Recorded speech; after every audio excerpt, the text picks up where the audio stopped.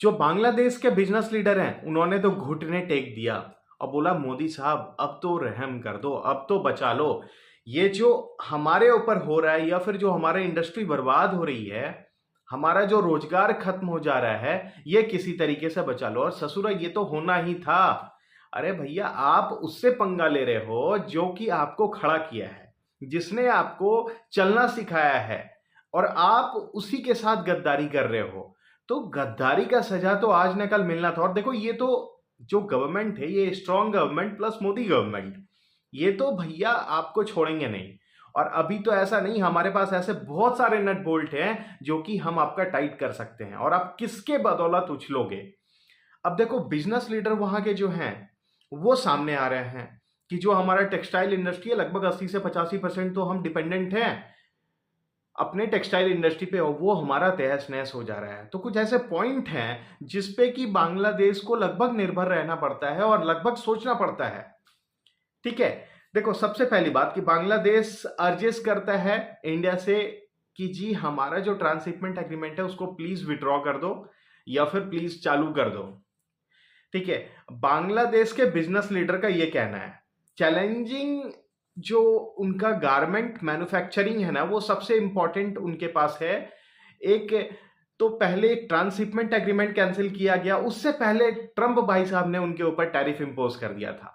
वो तो पूरा तहस नहस हो जाएगी अगर इनका भारत अगर साथ नहीं दिया तो इनकी इंडस्ट्री या फिर इनका जो भी रोजगार है या फिर जो इकोनॉमी है वो पूरा तहस नहस हो जाएगा।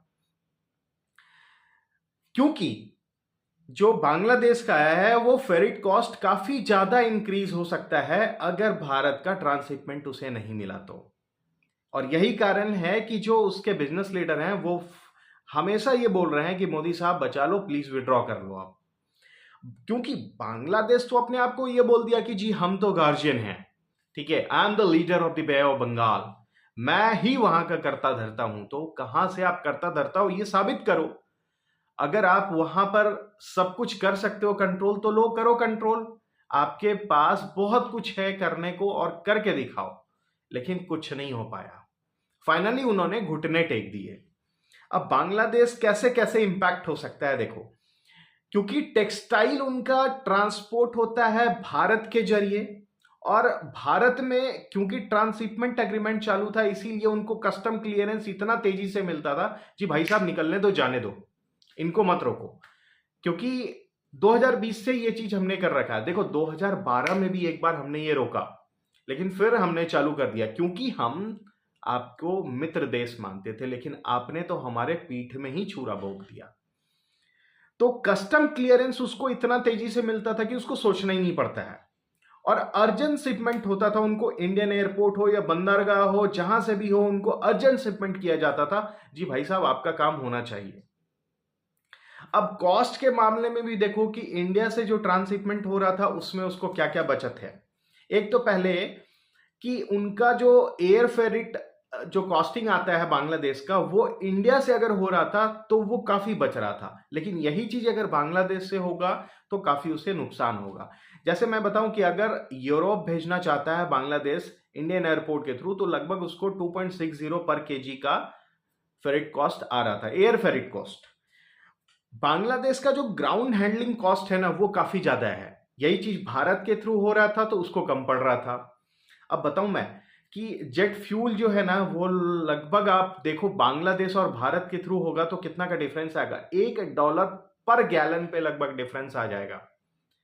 ये डिफरेंस आ जाएगा अगर वो बांग्लादेश खुद से कर रहा है और अगर भारत के थ्रू करवा रहा है। सबसे पहली बात कि बांग्लादेश के पास ना बड़े शिप, बड़े कार्गो ये आ ही नहीं सकते, उनके पास ऐसा बेस है ही नहीं जो कि भारत से वो यूज कर रहे थे।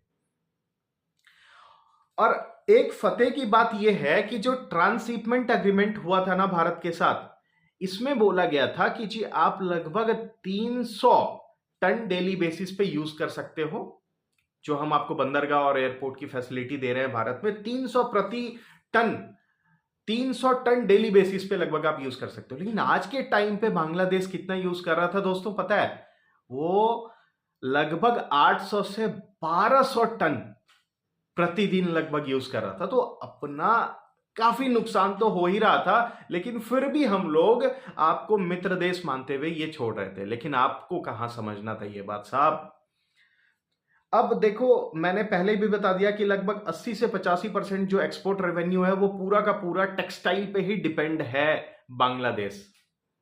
अब बांग्लादेश की कमर टूट गई भैया। आप जैसे ट्रांसशिपमेंट एग्रीमेंट कैंसिल हुआ, बांग्लादेश का कमर टूट गया। 80 से 85% जो आपका एक्सपोर्ट रेवेन्यू वो तो हमने बंद कर दिया कि जी आप खाओ कैसे खाते हो। और जो आंखें हमें दिखा रहे थे वो अब आपको डाउन करना, प्लस घुटने तो आपने टेक ही दिए हैं। क्योंकि आपने लिटरली हमारे सामने आके नहीं बोला, लेकिन जो आपके बिजनेस लीडर हैं वो तो मोदी साहब से अर्ज कर रहे हैं जी हमें माफ कर दो, हमारे पास जो आपका जो ये कैंसिल हुआ ट्रांसशिपमेंट उसको प्लीज आप विड्रॉ कर दो, प्लीज चालू कर दो। अब इस सभी न्यूज में आप क्या सोचते हो, क्या बांग्लादेश को ये करना ठीक था? और ये तो एक शुरुआत है, अभी बहुत कुछ ऐसा किया जा सकता है बांग्लादेश के साथ जो शायद वो अभी देखेगा। और अगर उसने अपने आप को नहीं सुधारा तो शायद बहुत कुछ और देखने को बाकी है। इस वीडियो में हम लोग इतना ही एनालिसिस करते हैं, लेकिन इस एनालिसिस के लिए आप लोग क्या समझते हैं, आपका क्या ओपिनियन है, कमेंट करके जरूर बताइएगा। और नए हैं तो चैनल सब्सक्राइब करते हुए लाइक जरूर कर दीजिएगा। जय हिंद।